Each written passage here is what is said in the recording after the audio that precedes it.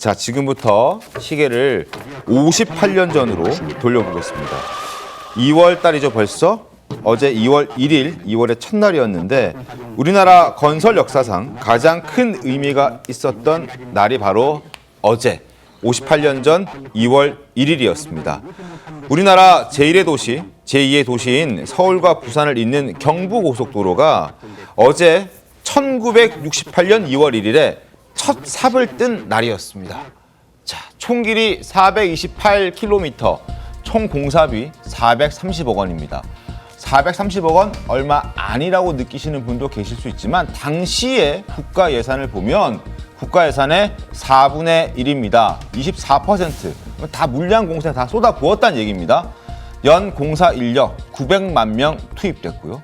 서울과 부산이 그래서 고속도로가 생기고 나서 그전에는 15시간이었는데 편도로 그 이후에는 5시간으로 3분의 1로 시간 단축이 됐습니다. 공사 기간도 굉장히 짧았습니다.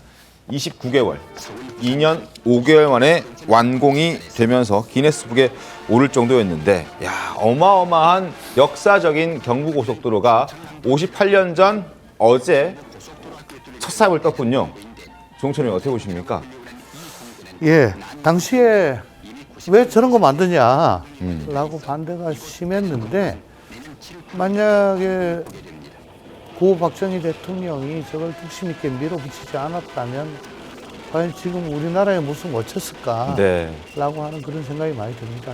물론 당시에는 지금보다는 민주화가 덜 됐기 때문에 그냥 대통령이 결심하고 밀어붙이면서 웬만한 반대는 다 넘어가는 뭐 그런 상황이었죠.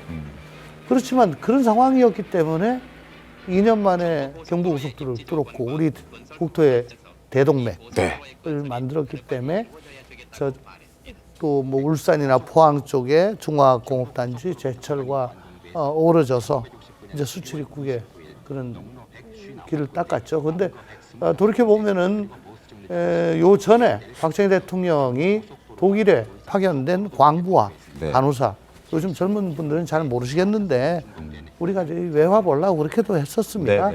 거기 독일 방문해가지고 차관 부탁하면서 그분들 만나고 눈시울을 붉히고 했는데 그때 독일에서 우리 대통령한테 꼭 좀 가보라고 한 게 아우토반이었어요.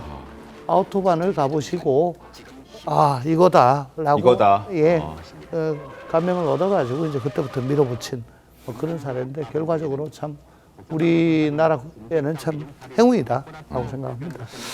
자동차도 당시에 몇 대 없었고 포장길도 제대로 깔려있지 않은 나라에 무슨 고속도로냐라고 했지만 그때 저걸 만들지 않았다면 우리나라 경제가 지금까지 이렇게 지금처럼 발전하지 못했을 수도 있습니다. 신경민 의원님. 그렇지 않습니까? 글쎄요. 그때 반대가 굉장히 심했습니다. 네. 왜 이렇게 쓸데없는 짓을 하고 예산의 20%가 되는 돈을 길에다가 까냐 하는 반대가 굉장히 심했거든요. 아주 저는 그때 이제 학생 때였는데 그래서 잘 몰랐죠. 그때 이걸 타고 한번 서울을 갔다 오고 나서 생각이 바뀌었어요. 그게 몇 살 때였습니까? 그때가 이제 고등학생 때였는데 네. 서울을 그때 가는 게 굉장히 힘들었습니다. 구비구비 뭐 이렇게 하여튼 차로 가는 건 생각도 못 하고 기차를 타고 갈 수밖에 없었는데 기차 타고 가면은 코가 시커매질 정도로 석탄 기차였고 하여튼 계속 가야 됐어요. 계속 가서 새벽에 아침에 출발하면은 오후에 늦게 서울에 도착해서 뭐 이제 이런 상황이었거든요.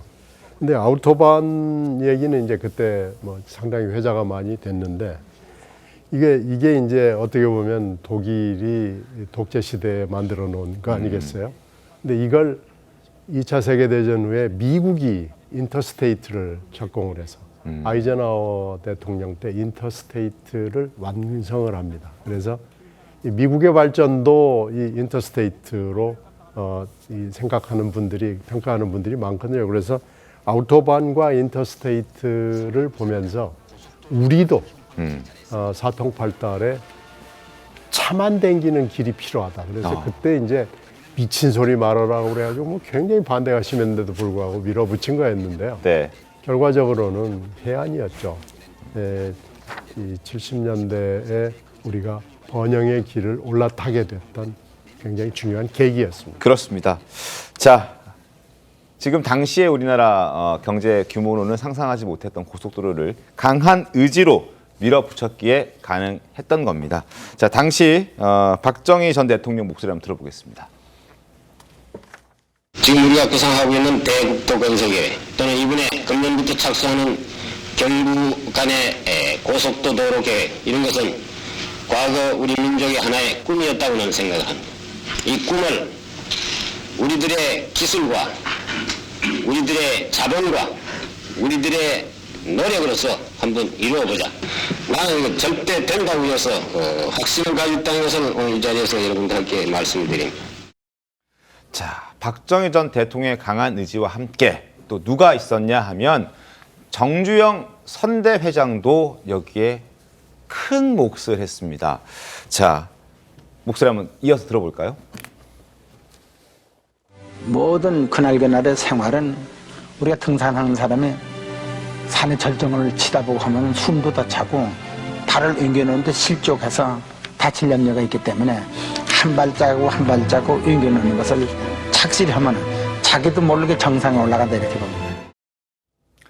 자, 구장현 변호사님, 박정희 전 대통령의 결단 그리고 정주영 회장의 어떤 추진력 뭐 이런 것들이 합쳐져서 경부고속도로가 만들어졌다라고 봐야 되지 않겠습니까? 그렇죠. 그러니까 지금 우리나라를 있게 한 거인들이 있었기에 지금의 우리가 있는데 제가 예전에 아프리카에서 온 어떤 외국인이 방송에서 얘기하는 걸 들었거든요. 한국에 대해서 아프리카에서 굉장히 관심이 많다. 그 이유가 뭐냐면 우리보다 못 살았는데 갑자기 세계 10위권 나라로 선진국이 되었고 우리는 그대로 살고 있다. 뭐가 다른지에 대해서 너무 궁금함이 많은데 오히려 한국 사람들은 그거에 대해서 당연시 여기는 것 같더라. 이런 얘기를 할 때 되게 마음이 아팠어요. 네. 저런 분들의 선견지명이 있었고 헌신이 있었거든요. 예전에 우주항공에 대해서 그 발달한 거에 대한 그 다큐멘터리를 본 적이 있는데 그때 우리나라 과학자들이 그랬대요. 이걸 꼭 해야 됩니다. 네. 그런데 만약에 실패할 경우엔 저희가 형사처벌 받겠습니다. 각서를 쓰고 시작할 정도로 예전엔 그렇게 사명감을 가지고 있었거든요. 제가 아까 그 유튜브 정치에 대해서 비판을 하고 안타까움을 표했던 게 바로 저런 부분입니다. 지금 유튜브 정치에 매몰되어 있는 정치인들 저런 결정 하실 수 있나요? 그때 반대에 휩쓸렸으면 저런 결정 못 하셨고 우리나라는 지금도 농사나 지었겠죠.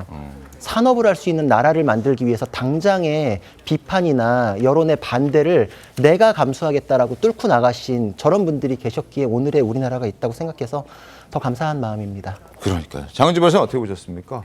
특히 뭐 정주영 회장 같은 경우에 당시에 난공사 구간이었다는 당제 터널, 그러니까 지금 현재로는 옥천 터널로 개명이 됐다라고 하는데요. 이 터널이 소백산을 뚫어야 되는 거여서 굉장히 좀 어려운 구간이었다고 해요. 이 구간을 포함해서 한 5분의 2의 공사를 맡았다라고 하는데 정주영 회장 같은 경우에는 잘 아시다시피 뭐 불도저 같이 뭐 끝까지 밀고 나간다 뭐 이런 정신이 있었던 분이었기 때문에 당시에 간이 침대를 뭐 작업 현장에 놔두고 거의 쪽잠만 자면서 현장을 챙겼던 것을 보이고요. 특히 야간 작업도 독려하기 위해서 지프차를 타고 그 안에서 잠을 자면서 공사 현장을 그 주위를 돌았다라는 일화도 있습니다. 그래서 박 전 대통령이 이제 불러서 이야기를 하는 중에 정주영 회장이 잠깐 졸았다 뭐 이런 일화가 나왔을 정도거든요.